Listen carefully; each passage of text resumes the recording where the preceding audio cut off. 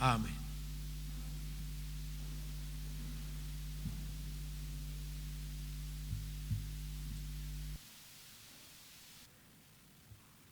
Haleluya. Puji Tuhan. Salam sejahtera dalam nama Tuhan Yesus Kristus. Kita kembali membuka Alkitab kita di dalam surat Roma pasal yang ke-8 ayat 31. Roma pasal 8 ayat 31. Begini firman Tuhan, saya bacakan buat kita semua. Sebab itu apakah yang akan kita katakan tentang semuanya itu? Jika Allah di pihak kita, siapakah yang akan melawan kita? Jika Allah di pihak kita, siapakah yang akan melawan kita? Ayat ini diawali dengan kalimat, sebab itu apa yang akan kita katakan tentang semuanya. 2 minggu yang lalu kita sudah melihat firman Tuhan ini. Yang dimaksud dengan kalimat itu merujuk kepada ayat 18. Sebab aku yakin bahwa penderitaan zaman sekarang ini tidak dapat dibandingkan dengan kemuliaan yang akan dinyatakan kepada kita. Ya. Puji Tuhan. Karena Yesus telah menubuatkan, bahkan rasul-rasul, nabi-nabi perjanjian baru, bahwa di akhir zaman akan datang masa yang sukar. Hari-hari yang jahat, yang tentu berdampak bukan hanya kepada manusia yang tidak mengenal Tuhan, tetapi juga kepada kita sebagai orang percaya. Tetapi kita mempunyai jaminan dari Tuhan. Ya. Bahkan Alkitab katakan, dibandingkan dengan kemuliaan yang akan datang, penderitaan itu tidak ada artinya. Katakan amin.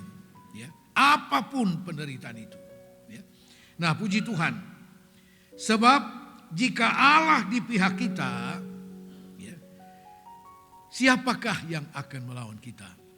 Saudara-saudara, Allah tidak berpihak kepada semua manusia. Bahkan orang Kristen sekalipun. 2 minggu yang lalu kita sudah lihat kebenaran firman Tuhan ini. Ya. Tuhan kemudian tidak berpihak kepada Saul. Siapa Saul? Raja Israel. Tapi Tuhan kemudian meninggalkan dia. Tidak berpihak kepada Saul. Kita harus memiliki alasan-alasan rohani yang kuat. Sehingga Allah mau berpihak kepada kita. Kita harus punya alasan rohani yang kuat. Yang kemudian menarik perhatian dari Allah. Dan tanpa kita minta, Allah berpihak kepada kita. Dan ketika Allah berpihak kepada kita, Alkitab bilang, siapakah yang akan mengalahkan kita? Siapa yang dapat melawan kita? Karena bagi Tuhan tidak ada yang mustahil. Nah saudara, alasan rohani yang pertama yang kita sudah pelajari 2 minggu yang lalu itu, yaitu menyangkut pribadi daripada seorang Daud. Alkitab katakan Daud sangat berhasil dalam segala hal. Dalam peperangan dia selalu diberi kemenangan. Karena apa? Tuhan menyertainya. Tuhan ada di pihak daripada Daud. Kata berpihak ini dalam bahasa Inggris dikatakan Allah ada bagi kita. Allah selalu ada bagi Daud. Tetapi saudara, bukan dengan tidak ada alasan.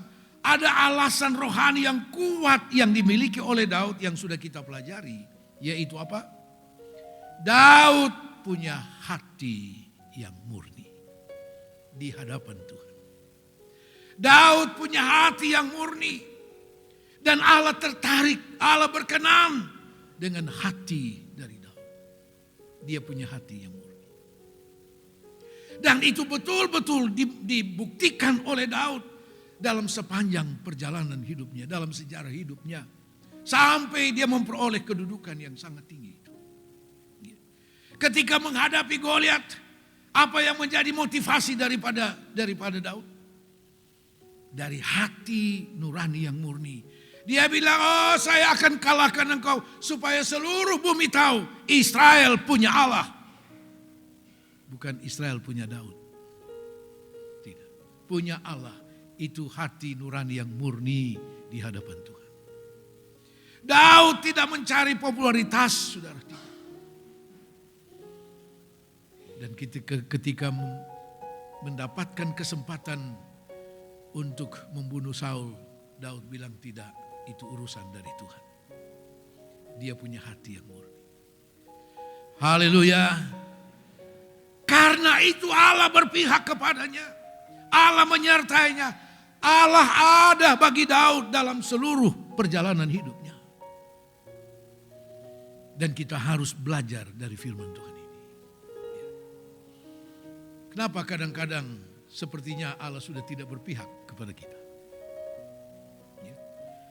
Lalu kita mulai bingung cari pertolongan sana sini.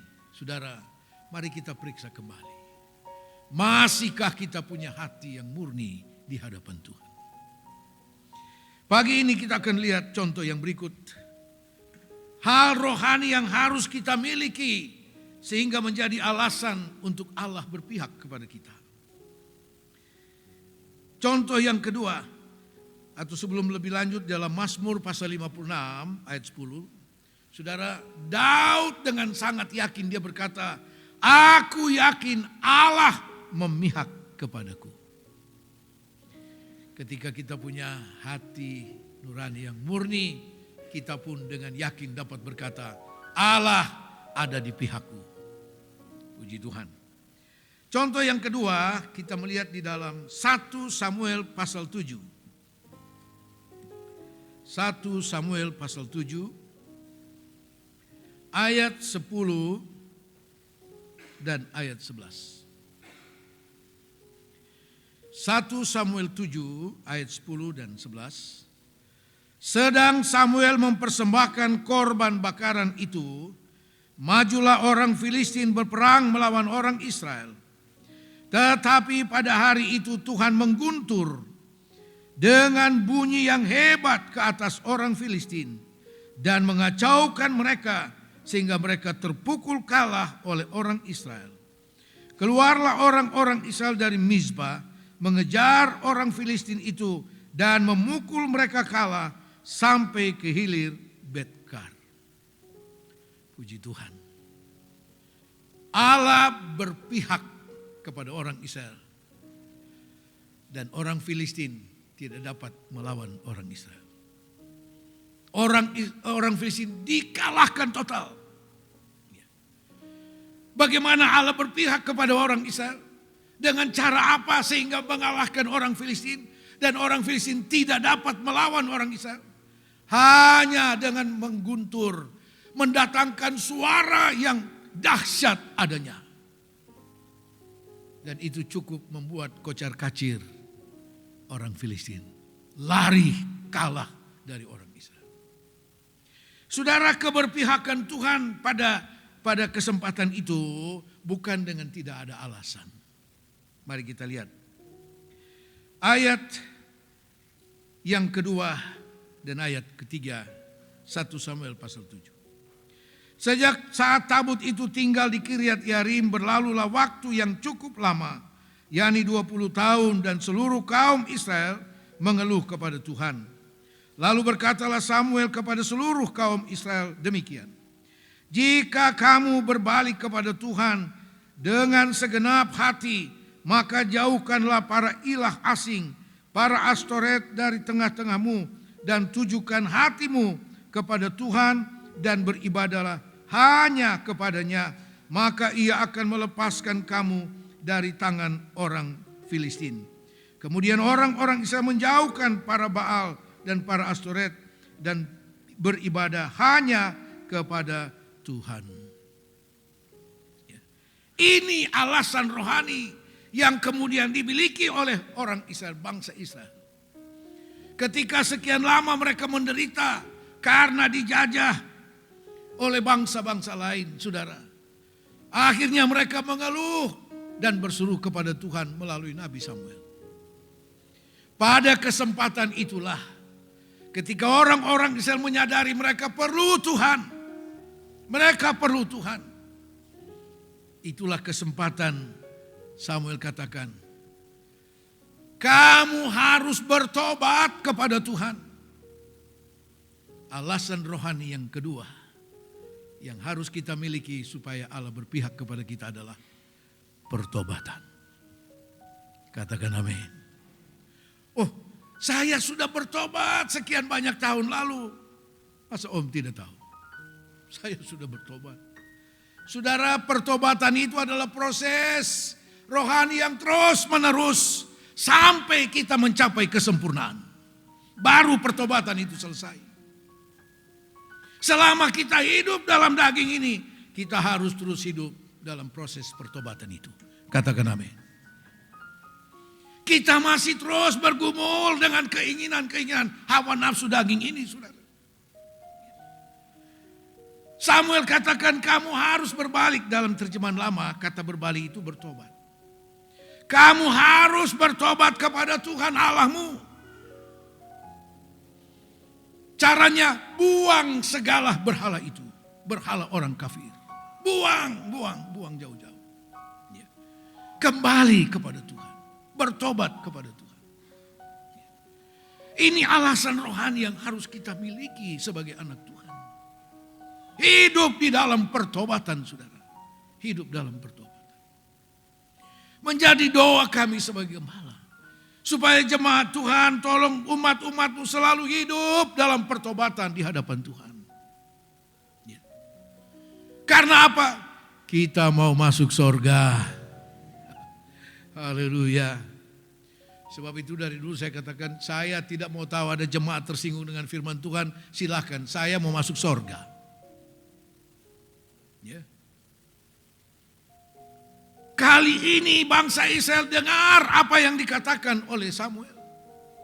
Oh, dulu-dulu mereka tidak mau tahu, mereka abaikan firman Tuhan. Ya. Tapi dikatakan setelah 20 tahun mereka hidup dalam penderitaan karena dijajah bangsa-bangsa lain. Semua apa yang mereka punya dirampas. Akhirnya mereka cari Tuhan. Perlu Tuhan. Caranya bagaimana? Datang kepada hamba Tuhan Samuel.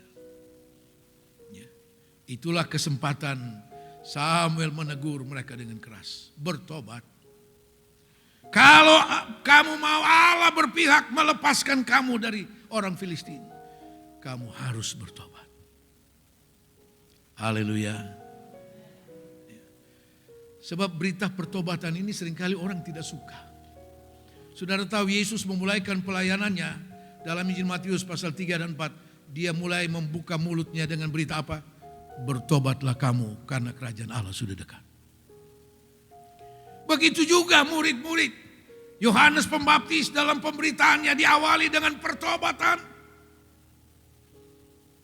Karena tidak ada cara lain untuk bisa kembali bersekutu dengan Tuhan. Yaitu harus dimulai dengan pertobatan yang sungguh.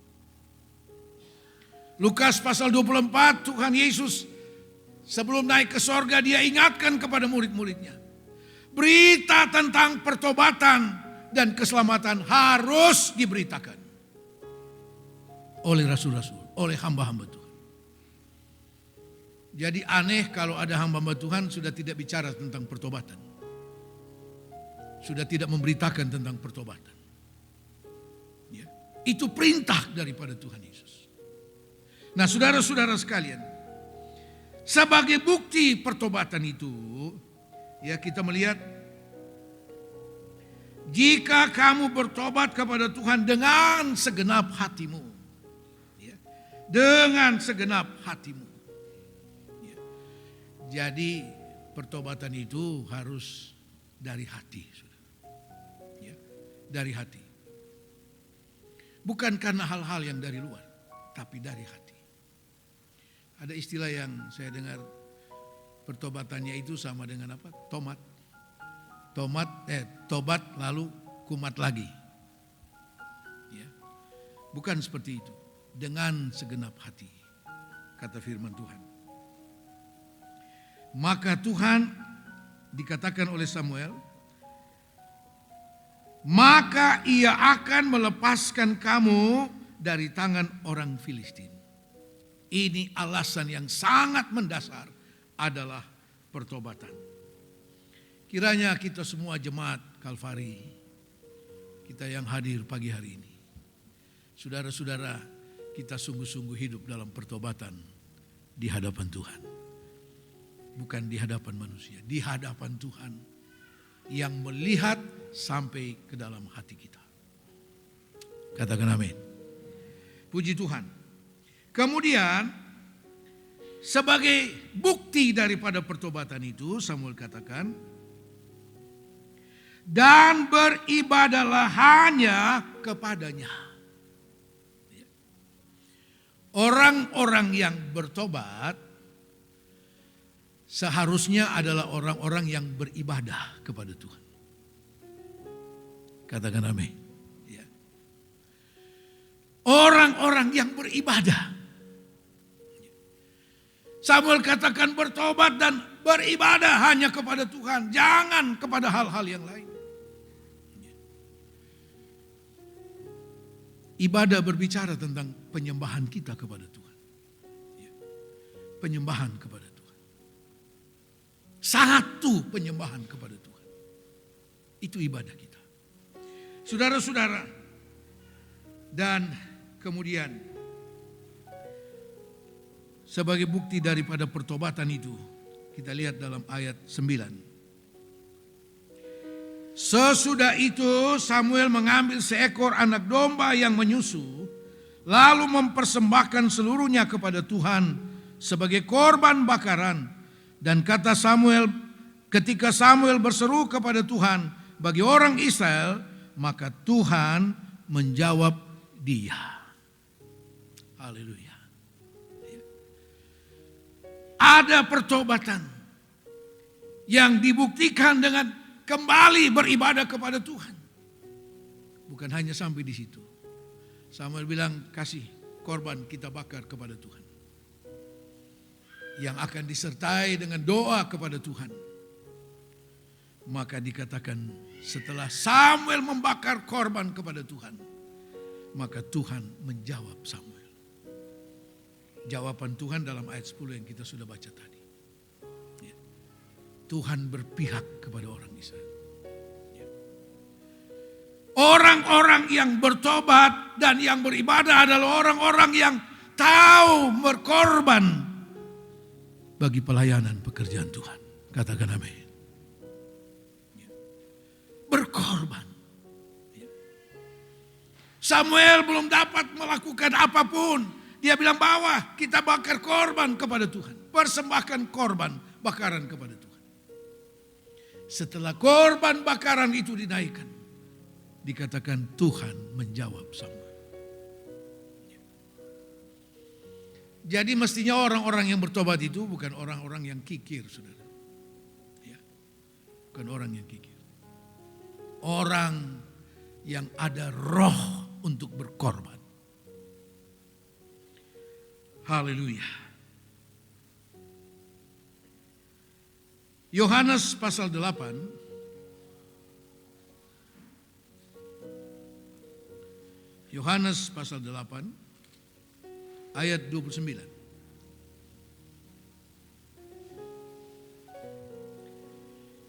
Yohanes 8 ayat 29. Dan ia yang telah mengutus aku, ia menyertai aku. Ia tidak membiarkan aku sendiri. Sebab aku senantiasa berbuat apa yang berkenan kepadanya. Ini pernyataan dari Tuhan Yesus. Dia katakan, Dia yang mengutus aku, Bapa di sorga yang mengutus aku, Ia tidak membiarkan aku sendiri. Ia senantiasa menyertai aku. Karena apa? Aku senantiasa berbuat apa yang berkenan kepadanya. untuk melakukan apa yang berkenan kepada Bapa di sorga, Yesus harus sampai kepada salib itu. Karena itu tujuan dia diutus Bapa ke dalam dunia. Itu tujuan. Itu yang paling berkenan kepada Bapa di sorga. Ketika Yesus walaupun dengan segala penderitaan, dia mau memberi hidupnya menjadi korban bagi saudara dan saya. Itu yang berkenan kepada Bapa. Haleluya. Karena itu Yesus katakan, oh dia berpihak kepadaku. Dia menyertai, dia tidak membiarkan aku sendiri. Karena aku selalu berbuat yang berkenan kepadanya. Walaupun untuk melakukan yang berkenan kepada Bapa itu, dia harus menderita. Saudara. Dia harus menderita. Tidak ada penderitaan seperti itu. Penderitaan yang kemudian, yang sebelumnya dinubuatkan oleh Nabi Yesaya dalam Yesaya pasal 53. Orang tidak mengenal dia lagi. Begitu hebat penderitaan yang dia alami untuk saudara dan saya. Pengorbanan yang sempurna. Dan itulah sebabnya Bapanya berpihak kepadanya. Dia melakukan yang berkenan. Ketika kita harus berkorban karena penurutan dan pelayanan kita kepada Tuhan, Alkitab katakan engkau sedang hidup berkenan di hadapan Bapa. Haleluya. Dan ketika engkau hidup berkenan kepada Dia, tidak ada alasan Allah tidak berpihak kepadamu. Haleluya. Saudara, ketika Yesus sedang sibuk melayani orang banyak yang membutuhkan pertolongan dalam Matius pasal 8. Ya, dia sedang melayani banyak orang yang membutuhkan. Dia sedang memberitakan firman. Lalu datang utusan. Utusan ini bicara kepada murid-muridnya. Tolong kasih tahu Yesus. Kami diutus salah satu prajurit Romawi bahwa dia punya hamba sakit keras, sudah mau mati. Napas tuh sampai di sini. Tahu dia kena corona atau apa? Orang kalau bilang napas sesak, corona. Ya kan?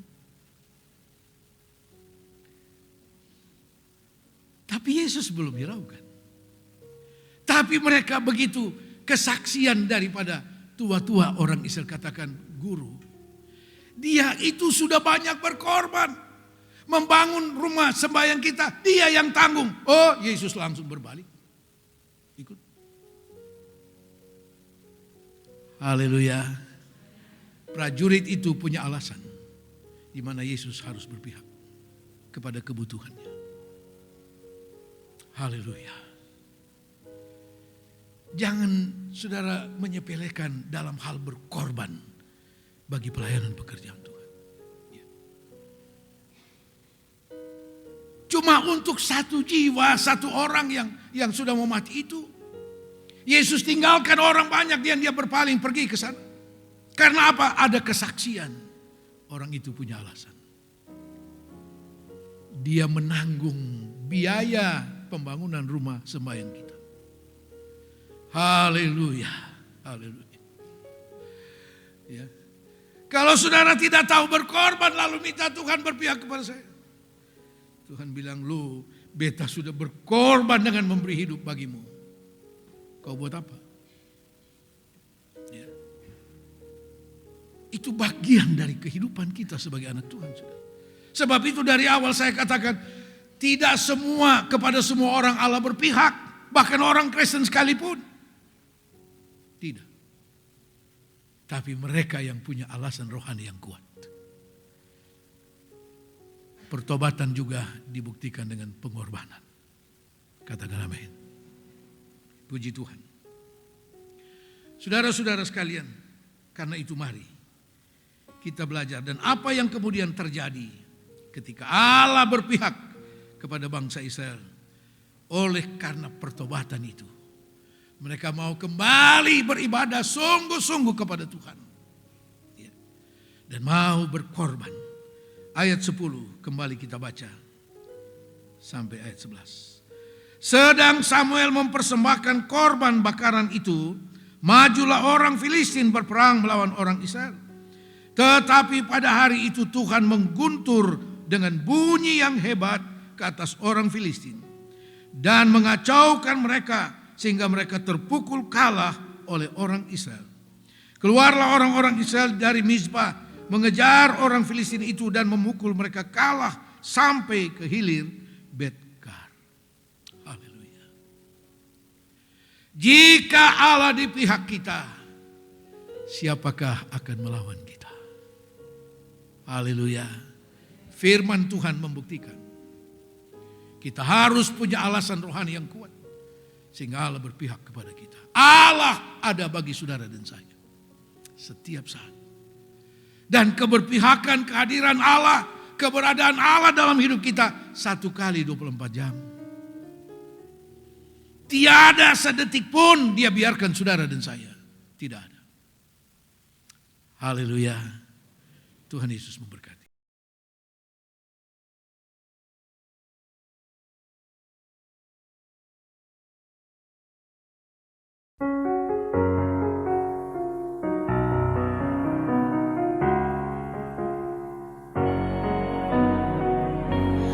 Above all powers, above all kings, above all nature and all created things, above all wisdom and all the ways of man, you were here before the world began. Above all kingdoms, above all thrones, above all wonders the world has ever known, above all wealth and treasures of the earth, there's no way to measure what you're worth. Crucified, laid behind a stone, you lived to die, rejected and alone, like a rose trampled on the ground. You took the fall and thought of me above all.